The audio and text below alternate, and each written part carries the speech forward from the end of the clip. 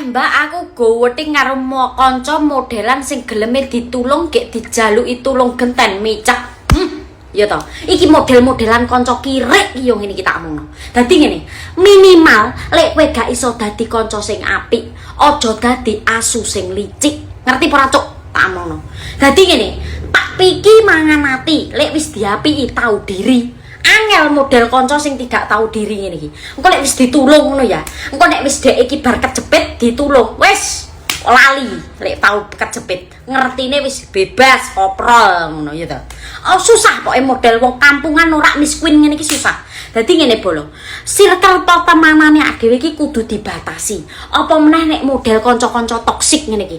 Gampang baper, gampang kesindir, engko lek njaluk tulung gak ditulungi nesu ya to. Aduh angel. Wis njaluk tulung ora ditulungi nesu, trah tidak tahu diri dan cuk jaran.